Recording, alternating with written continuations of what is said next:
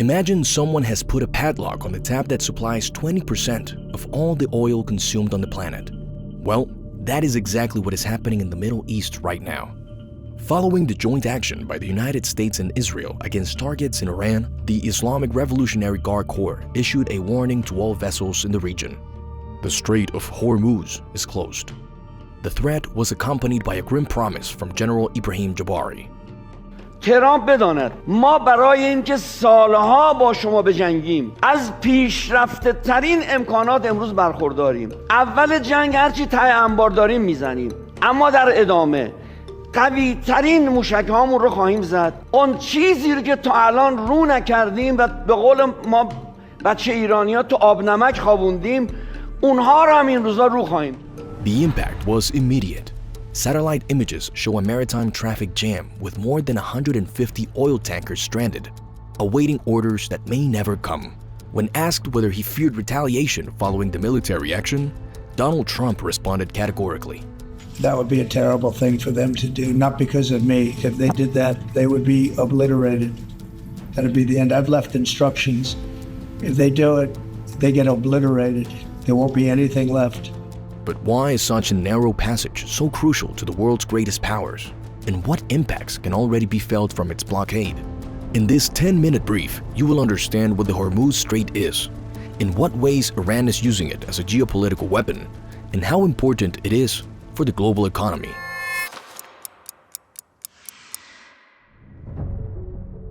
To understand the seriousness of what is happening today, you need to look at the map. The Strait of Hormuz is a waterway separating Iran to the north from Oman and the United Arab Emirates to the south.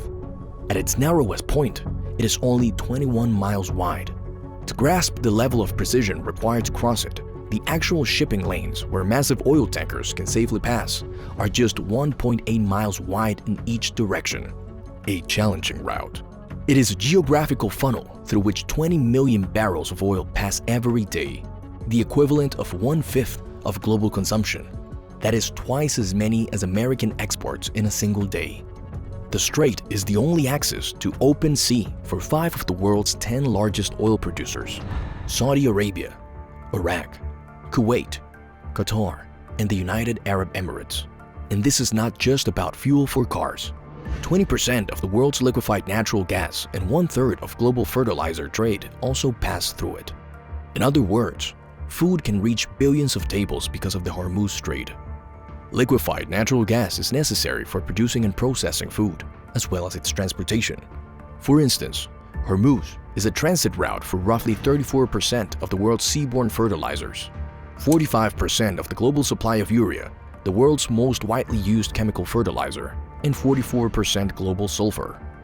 Moreover, 4% of global grains and 32% of global methanol transit through the strait. China, India, Japan, and South Korea account for 75% of the oil and 59% of the liquefied natural gas exported from the region. Countries like China, Brazil, and India would be hit, affecting world food security.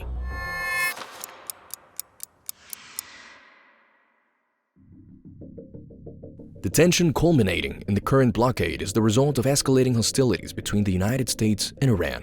The trigger was the February 28 military operations, when American and Israeli forces struck targets on Iranian soil. Over the past 36 hours, the United States and its partners have launched Operation Epic Fury, one of the largest, most complex, most overwhelming military offensives the world has ever seen. Nobody's seen anything like it. In the Middle East, oil is both wealth and a weapon of war.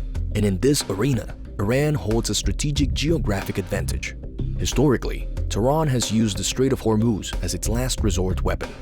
Control of the northern shoreline compensates for Iran's conventional military inferiority compared to the United States. The US Navy has stated it cannot guarantee the safety of commercial vessels in the Gulf of Oman or the Arabian Sea. The sea has effectively become a no-man's land. The mere threat of destruction was enough for major shipping companies to suspend crossings. Without physically sealing the strait, Iran has managed to paralyze traffic, sending oil prices soaring.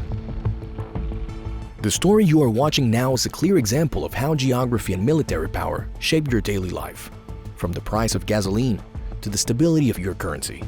And just like this video, Many more analyses that untangle world events can be found in our channel, so subscribe to discover the bigger picture, like this video, and share it with your friends.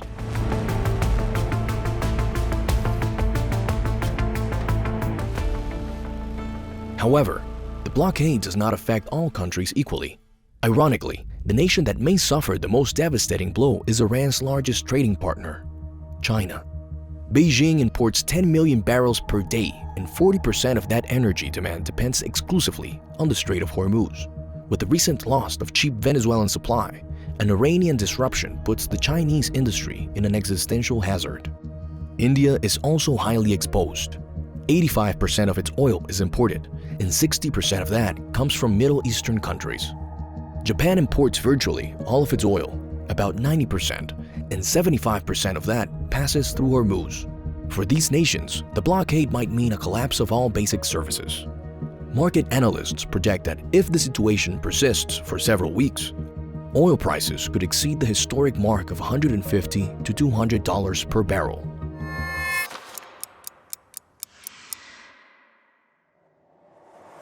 How can Iran sustain a blockade against arguably the most powerful military force in the world? The answer lies in an asymmetric strategy.